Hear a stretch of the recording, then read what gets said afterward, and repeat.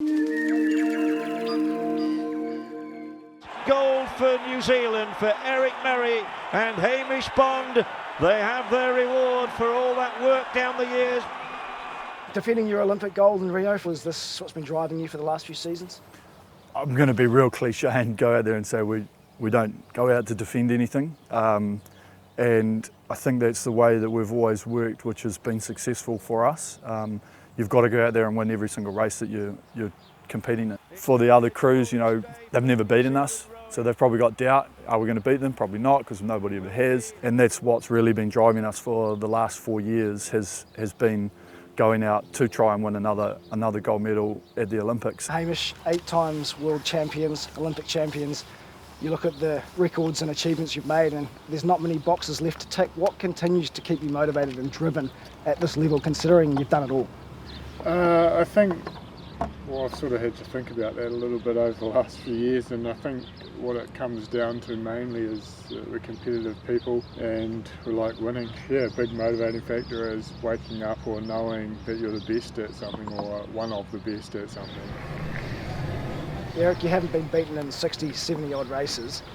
How important to you is the unbeaten record, and how much of a psychological blow would it be were you to lose one before the Olympics, and how keen are you, I guess, to maintain that psychological advantage before Rio next year? Winning every time does take its toll a little bit, because there are times where we'd love to just go out and, you know, not have to give it 100% every time and just progress through the rounds as a lot of people do. But that's been one part of our motivating factor, is to drive us along and try and win all these races. And I don't think it would be a complete disaster if we lost. I think the fact is we put ourselves in a position to win each race, and we go in there knowing our capabilities, and if we went in there half-assing it, then we don't deserve to win it. And if we don't, then we're like, well, that's our fault.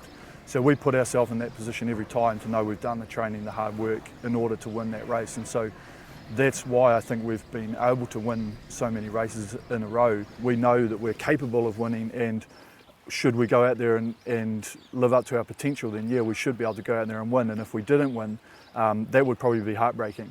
In terms of your world record that you set at 2012 London Olympic Games, is that something that you have your eyes on as well? Is that something you'd like to break again before you hang up the oars?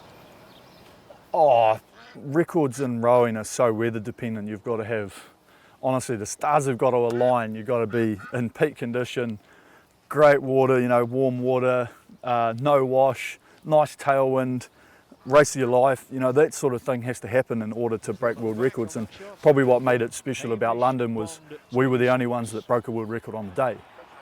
With the times and things like that, we just try and put that aside and go, right, we've got to go as fast as we can from point A to point B. And if it takes X amount of time, who cares? We just got to make sure that we're in front.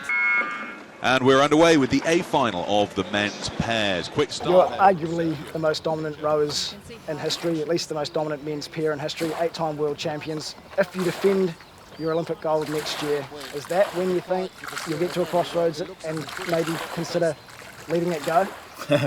Richie! I think we'd certainly have to look at it.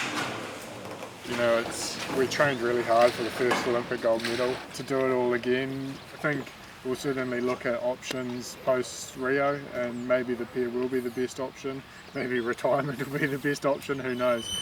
And you mentioned the men's 8 before, briefly, in passing conversation. Obviously, it's a bit of a sort of mythological beast within New Zealand rowing and trying to get a men's 8 back into the Olympics. Is that something that perhaps you'd like to be involved in? Whether we would even be any good in an 8 is not guaranteed. So it's something we would look at. You know, that's thrown into the mix perhaps post-Rio as well. You know, there's all those options. And as I said before, it'll be determined by what happens in the next 12 months sort of thing.